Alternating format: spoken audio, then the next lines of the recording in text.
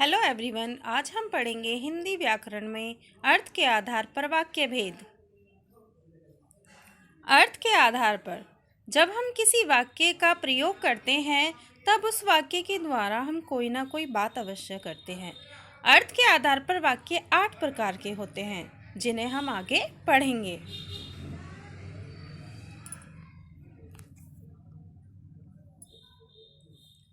अर्थ के आधार पर वाक्य भेद। पहला, विधान सूचक वाक्य। दूसरा, निषेध सूचक। तीसरा, प्रश्न सूचक। चौथा, आज्ञा सूचक। पांचवा, इच्छा सूचक। छठा, संदेह सूचक। सातवां, संकेत सूचक। आठवां, विस्मयादिबोधक। विधान सूचक वाक्य जिन वाक्यों में कर्ता द्वारा की गई क्रिया सामान्य रूप से हो उन्हें विधान या विधान सूचक वाक्य कहते हैं। जैसे, हमारा अन्न कीचड़ से ही पैदा होता है। राम प्रातःकाल सैर पर जाता है। यहाँ पर बिल्कुल सामान्य वाक्य है। निषेध सूचक वाक्य जिन वाक्यों में क्रिया के पूर्ण होने का भाव न हो उन्हें निषेध सूचक वाक्य कहते हैं। जैसे, रमेश विद्यालय नहीं गया, मोहन ने भोजन नहीं खाया। यहाँ पर कार्य नहीं किया गया है।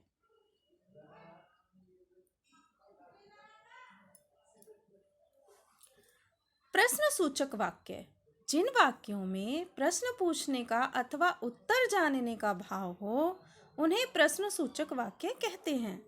जैसे, तुम कब जाओगे अतिथि, क्या तुमने खाना खा लिया। यहाँ पर दोनों वाक्यों में प्रश्न पूछने के बाद उत्तर जानने का भाव है। आज्ञा सूचक वाक्य जिन वाक्यों में आज्ञा, निवेदन, अनुमति आदि का भाव व्यक्त हो उन्हें आज्ञा सूचक वाक्य कहते हैं। जैसे, तुम यहाँ से इसी वक्त चले जाओ, कृपया हमारी प्रार्थना को स्वीकार करने का कष्ट करें।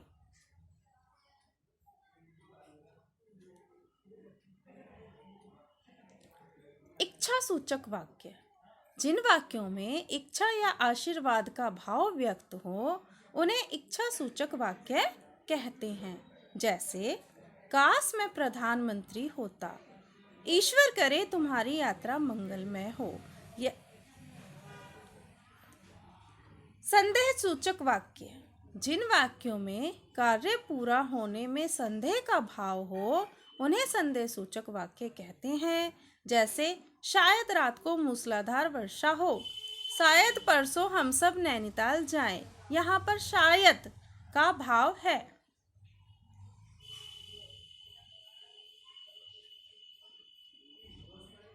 संकेत सूचक वाक्य जिन वाक्यों में किसी शर्त अथवा संकेत का भाव व्यक्त हो उन्हें संकेत सूचक वाक्य कहते हैं। जैसे, यदि परिश्रम करोगे तो सफलता तुम्हारे कदम चूमेगी। भगवाना जो एक दफे चुप हुआ तो फिर ना बोला। यहाँ पर संकेत किया गया है। अब आता है विस्मयादिबोधक वाक्य जिन वाक्यों में हर्ष, विषाद, घृणा, आश्चर्य आदि भाव व्यक्त हों उन्हें विस्मयादिबोधक वाक्य कहते हैं। जैसे, अतिथि, तुम जा नहीं रहे, वाह कितना सुहावना दृश्य है। यहाँ पर मन के भाव उत्पन्न होते हैं जैसे इन वाक्यों में हैं। धन्यवाद।